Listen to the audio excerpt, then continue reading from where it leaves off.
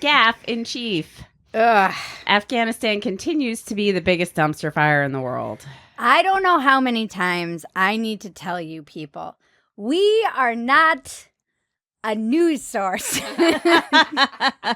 And yet repeatedly people attack me as if I am a news source. This is not where you come for your news. This is where you come to just kind of laugh at the fact that we can't make sense of any of this. And in particular, Afghanistan. If you really want to see our deep dive of Afghanistan, you can go back 1 week and check out what we did.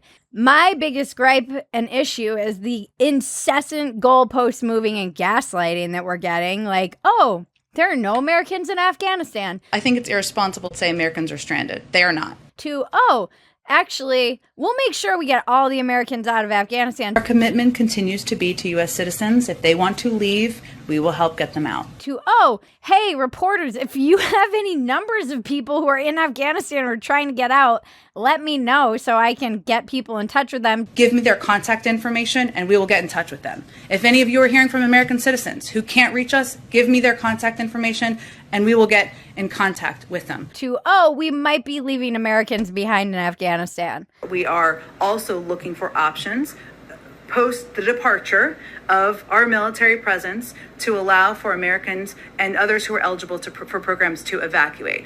Like within a week. It drives me crazy. And why were there so many Americans in Afghanistan? This is why I'm not a news source, because I was shocked to find out there was more than like 12 Americans in Afghanistan. Other than the troops? Other than the troops, yeah. I was like, what? Why are there like thousands of Americans? I guess we have been there like 20 years, and I'm sure a lot of them are defense contractors, families of defense contractors, and probably the CIA. But it still seemed like a very large number. Yeah. I was like, this is why I'm not in the news. Because if you had said, Bridget, how many Americans would you guess are in Afghanistan right now? I would have guessed maybe 200. Craziness. What the hell? And then there's that those families that went to Afghanistan for summer vacation. There's like a school. San Diego School District. Why are you going to Afghanistan for summer break? I just thought, I didn't even know Americans could go to Afghanistan. No. I thought it was one of those places you just avoided. Yeah. But lo and behold, it's a hot summer spot. We can get there and get out. And now we droned Afghanistan recently. Glenn Greenwald had a really funny tweet. He was like, so you mean to tell me that we had no idea how many Americans were in Afghanistan or how to get any of the Afghan allies out of Afghanistan, but we knew exactly where the one planner from ISIS X was to like drone? Like, get the fuck out of here. He's right. It's ridiculous. So much gaslighting. ISIS K. ISIS K. ISIS X. That's the next like version. The dirty version of ISIS. It's like, yeah, that's It's like the OnlyFans ISIS. We were right, though. The bobby pin theory from last week that we had is holding up. Afghanistan is calling for that second date. We left all of our stuff behind, hoping that they would be like, hey, man, we miss you. You left your phone behind and all of your weapons and millions of dollars. Come back. And now we're back. 7,000 troops and droning. The one thing we are good at. God bless America. Well, and then we've got the Taliban is disarming the civilians. Oh, yes. This is exactly what Meghan did to Harry. First, you disarm the population, and then you take over their lives. This is the definition of tyranny, totalitarianism. This is what they do. Good luck trying to get Afghanis to give up their guns. Afghans. Afghani Come is on, the Maggie. currency. Thank you. Look, I learned something on this news show that's not a news show. I love when people yell at me in the comments and they're like trying to school me about something. And I'm like, well, I would take you more seriously if you weren't calling them Afghanis. It is like good luck. But I don't know. Maybe they're going to be like, donate one gun and get a child bride. The Taliban's? Oh, poor Maggie. We can't make her laugh. Everyone missed her laugh so much, and now I it's, know. It's just like horrible and coughing. they're going to be like, oh. Why don't you take another week off there, Maggie? They're like, we just missed Maggie's laugh. And she's like, Yeah, they're like, never mind. We don't want that laugh. We don't want that one. don't come back until you can laugh like we like.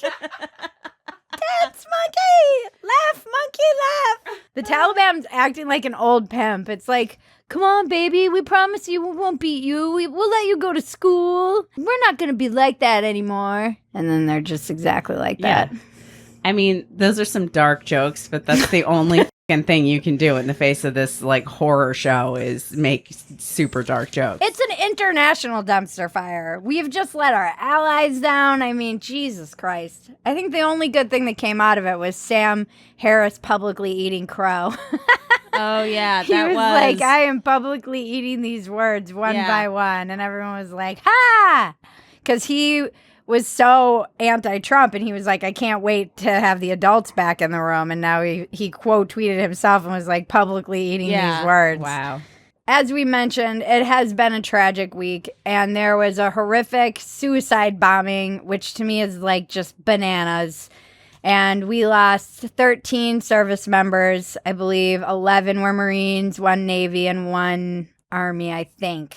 They were all 20 to 31. It's just tragic and sad, and I'll get super emotional if I talk too much about it, and I don't feel like crying on camera today. We just don't know how good we have it, and like the service that people do, and like I know nothing of service and sacrifice like that. And then on top of it, and I don't feel like they get enough attention, is all of the Afghans who lost their life, who are either waiting to try and get out, or the interpreters who are trying to get out, or the people who are our allies. And that's up in the hundreds, the death toll of the Afghans. And yeah, it was really tragic. And it seems like this could have been avoided. I'm not a military general by any means, but I feel like when the administration says things like, we plan for all contingencies, I am left to assume that you planned for this. And I'm hoping that you didn't. So you're either lying or incompetent or both. And I just feel so bad for all of those families and their siblings and parents. Yeah, it's fucked up. It's a lot of death, and it's hard to be funny. But leads me to the BDE. The bravest man I know in the entire world.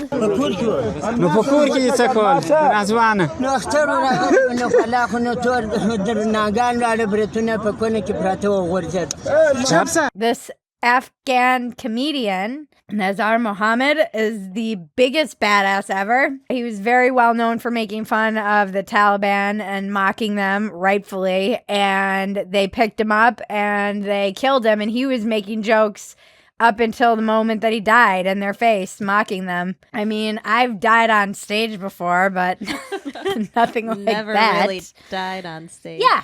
If you're willing to die for your jokes, are you even a comedian? I don't think so. I don't think most of the comics doing these open mics in Los Angeles would be willing to stare into the face of the Taliban and mock them right before they got killed.